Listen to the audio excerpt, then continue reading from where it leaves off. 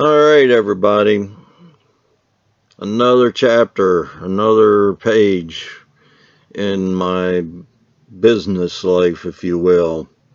Um, Last time we talked, I said I was probably going to discuss my issues or my other businesses that I tried to get into. The first one was a collaboration between my brother and my brother-in-law. My brother, of course, was farming, and he was constantly upgrading his equipment. And I was constantly involved in helping him with that, repairing equipment, modifying it, improving it, even building some equipment. And I'll just say I'm not sure how it all came about, got the great idea that if we worked together, we could get into custom farming. And along with custom farming, then we could afford a large combine. And of course, if we got a combine, then we need trucks. And so it started. Now this was an adventure that you might say just defies imagination. Most people don't understand what it takes to do farming at all. And if you're dirt farming, it kind of seems like one of the easiest things to do. You just get inside a piece of farm equipment and ride around, go around through the fields and all that. Well, it doesn't work quite that way. And so here we go out, and he had bought a small Massey Ferguson combine. I keep trying to think, it was called a 350. It had a 3-row head on it for a corn head. Anyway, he actually did some custom farming with that. One of the first things we had to do to it was put air conditioning in it. After we got air conditioning in it, then we wanted to make the engine more powerful, so we put in water injection, which helps, believe it or not. You actually put water into the intake manifold, right through the carburetor, in fact, and it produces more oxygen and gives the engine a little more power. It just goes in as a mist. It's not like a lot. So anyway, we modify this thing, and I can say that I was out there at times, running the damn thing for him, because he would take on more work than he could handle, and he necessarily didn't. If weather would have been perfect, everything would have been fine, but of course weather's not perfect. And so he would lose days of time. Plus, I'm going to tell you, he's lazy. He doesn't do anything ahead of time. He doesn't push himself at all. So I consider that lazy, and that's how I should say it. So anyway, this combine's not big enough for doing custom farming. So we get the idea that we want a bigger combine. And this guy, who's an extremely smart person as far as mechanical stuff, and is actually a great salesman. He just can talk. And he loves talking about farm equipment. And he's hooked up with Massey Ferguson dealers. He works for Massey Ferguson, and he says he knows where there's a perfect combine for us. It's on the Eastern Shore, so this is like 3-4 hours away. And at that point we have 2 dump trucks. Steve had bought one that's kind of a short bed one, And then we had another one which we kind of built ourselves, which was a longer bed. Neither of them were real good trucks. But Steve ends up making a deal to buy the 750 combine. He sells the 350, the small one, to someone fairly local. And he also buys the plow, a 6-row plow, which he's already has this 1150 Massey Ferguson tractor with dual wheels and a V8 diesel engine in it. So this thing would fit perfect for what he needs. He just like buying, to tell you the truth. So anyway, we drive down there to pick this combine up. Now we're going down there just to bring the pieces up. They still have to trailer this thing up because it's just too damn big for us to. At the time, this was the second biggest combine in the world. So, you know, it was big. We get this thing home, and we had an experience getting it home because Steve's dump truck, the tailgate falls off on the middle of a bridge. I mean, his tailgate's heavy. And so we have to pick this sucker up and get it back on the damn truck. It was funny watching that thing sliding down the road. And the guy running taking the combine, he drove like a maniac. I couldn't believe it as fast as he drove. It was hard for us to keep up with him with our trucks. And one time he went down this is a low bridge. I thought sure he was going to hit it. And he never even slowed down. He just barreled right down through there. And he missed it, luckily, but I guess he laid his route out ahead of time and knew. So we get this stuff home and we think we got this big ass combine. And that damn combine, literally, this is no exaggeration, never went one full day without having a problem. Most of the time it was breakdowns. And I mean, it was unbelievable how many times I sat out in the field cutting out bearings and replacing parts, and the pulley off of the damn engine strips of splines on it. It just was ridiculous, all the things that happened to it. One of the funniest things is when we're all done with this damn thing, all we need to do is bring it home. We've basically said that we're not going to run it another season. So it's got the grain head on it. We just finished doing soybeans for somebody. And Bruce is bringing it home, and he's on a fairly narrow road. And here he's coming up over a knoll, and here's a truck coming. I mean, with a 16-foot wide grain head, you take up a lot of the road. He dives off the road, and here's, I'm going to call it a guide wire pole sticking up there. So there's a wooden electric pole sticking up there with a guide wire going across, and it's all to hold the pole on the opposite side of the road. That's why it's there. Doesn't have any electric wires hooked to it, but it does have another cable going down into the ground. He dives over and he clips that son of a bitch off.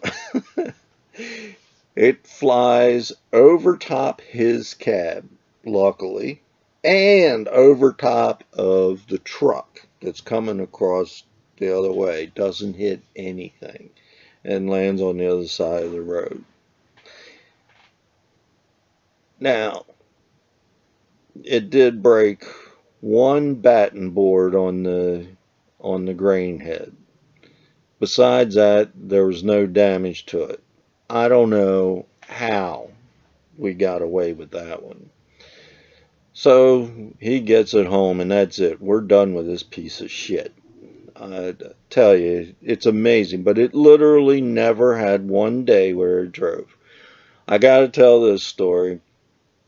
The one day we had replaced the pulley on the front of the motor, and they told us to Loctite the nut, or I mean the bolt that holds it on, as well as Loctiting the splines.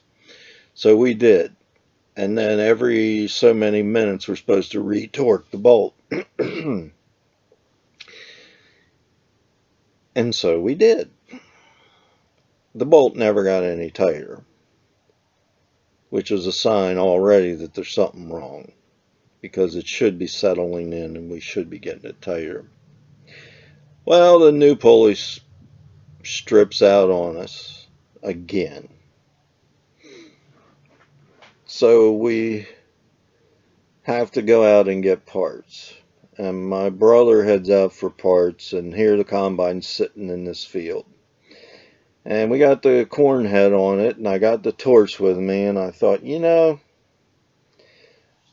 well, first off, the reason the thing stripped out is because they told us to Loctite the bolt. Well, the Loctite on the bolt works so good, it never let the bolt tighten it up.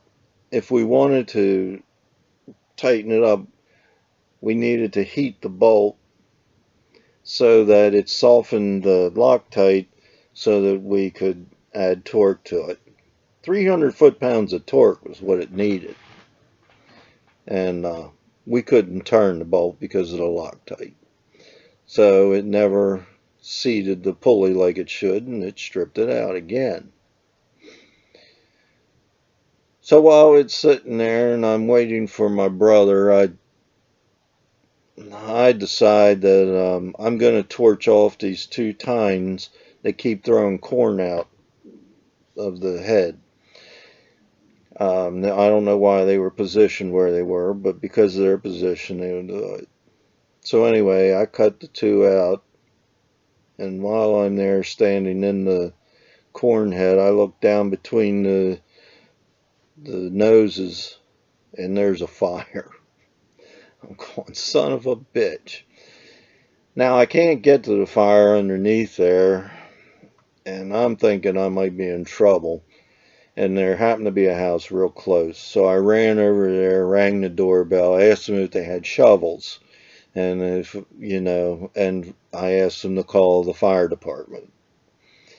So they gave me the shovels they had, and they called the fire department, and I run back there, and the fire's coming out from underneath the combine. Does not catch the combine on fire. And the wind's blowing, and it starts heading across this cornfield. Now I try to dig a break, clear the trash so it can't keep burning forward. And every time I get close to getting it right, the wind blows and it goes past where I'm at before I get everything in place. And the only thing I happen to be able to do is keep the fire from spreading out wide. It just goes like in a straight line across this field.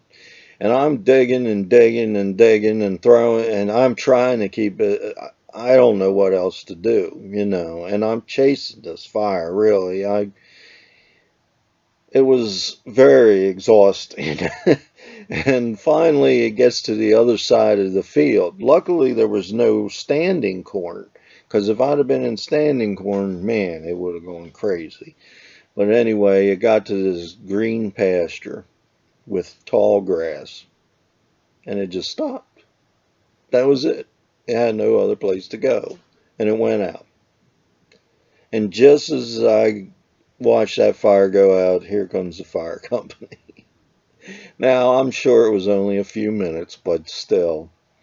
And they come barreling in there, and they, of course, wet the field down, but it's done. The fire's out under control. And one of my fires, which I'm proud of, or which is interesting, but not one of my fun ones. Just, I like fire. I get into trouble with it all the time. So anyway, we then get a new combine, and we start changing engines in trucks to make them bigger. We buy other trucks. We make the trucks that we have able to haul more. grain, and we're really, going crazy. But oh yeah, and we get a fertilizer truck, and I design it so it can run off of hydraulics. So there's hydraulic motors and all that on. There's no belts or any of that kind of crap. All that's gone. I'm fixing all this damn equipment, and then we get a bigger combine, and then we're running around. I'm out there in the middle of the night at, below zero temperatures at times with the wind blowing, trying to fix equipment. It's crazy. And of course, we're not making any money. Um, but just a second. That was my wife. She'll be home. So anyway, and I'm getting frustrated with my brother because I'm fixing all this equipment. I'm not getting paid to fix it. And my business is suffering because I'm not there to be able to take care of the customers that do come in. And one day, and so finally our operation just kind of falls apart. He's still doing work and he could still use better equipment, but he's more or less just farming for himself. And so there, every once in a while, I'll actually go out and run a piece of equipment, but I'm not as heavily involved, and we finally dissolved the business. We also had an adventure with that, so I'm going to share this because obviously I'm not going to get as far along as I thought in this video. During the time that we had our business, Agri Services, our bank, which was nice to us only because our grandmother and our parents, used them, and my grandmother had a good bit of money in there, and my parents, had owed them a lot of money, so they were nice to us. So anyway, they took care of our banking and for that business. And my sister-in-law would one time notice we had like $3,200 or so, maybe a little more than that, in there that wasn't ours. And she called him up and said, "Oh, no, that's your money." No, she said, "This is not ours." And she even took the books into them and showed them, and they insulted her and said her books were all screwed up and she doesn't know what she's doing, which pissed us off. So all three of us, Steve, me, and my brother-in-law, we go in there and we sit down to talk to these guys. Because we never thought they were really good people anyway. They act like a bunch of, they were buffoons that thought they were, next thing to God. And so we go in there and we start talking about this, and they insult us too, But then they call us up and said, "Oops, we made a mistake. That's not your money." "Well, we told you that." "Well, we need it back." Well, we said, "Well, at this point, we spent it. So there's no money to give you back. We paid bills with it." And they said, "Well, you have to give it back." I said, "Oh, we do." I said, "Well, we'll have to talk to you about that." So we go back up there. They don't want to apologize for being rude to my sister-in-law, for telling us we don't know what we're talking about. And they want their money back. And we don't have it. And they said, "Well, you can get it from your grandmother." Whoa, whoa, whoa, whoa. This is a business. It works on its own. You made a big mistake bringing that up. We said no. And then we walked out. And The next day, we all went in and took what little money we had. We just closed everything down, everything, and went to another bank. Now, we didn't really affect them because my parents were still there, my grandmother was still there. We wanted my parents to move their stuff out. That didn't happen. But the thing is now they're sweating. And instead of calling us, they call my mother. And my mother says, I don't know why you're talking to me. This is not part of my business. This is not part of me. This is their business. They run it however they want. And they said, well, will they take a loan at 6% interest? She says, I don't know why you're talking to me. You guys screwed up. They told you made a mistake and you didn't take care of it. And now now you're backpedaling. So she hangs up on them, or they hang up on her. They call her back again. And they said, all right, we'll give them an interest-free loan and they can just pay it off as they can. And she says, I still don't know why you're talking to me. I'm not the one you have to be talking to. Now look, we knew it was their money, and we don't want anything that isn't ours. We're at least that honest people. We probably could have kept it. We probably could have gotten away with it, but that's not us. We wanted to pay it back, but we felt they needed to own up to the fact they were the screw-ups, not us. They're the buffoons. And so, anyway, in the end, we took on an interest-free loan. And they said, we're happy everything worked out fine. I thought, you're so full of shit. I mean, I guess I couldn't believe it was actually happening. I'm proud to say that in 6 months we paid it off. We didn't drag it out. We could have. We could have used that money. But we knew it wasn't ours. I mean, so I'm proud to say that we did take care of it properly. Next time, we'll talk about the other business I started. And maybe we'll talk about some of my fires that I enjoyed starting.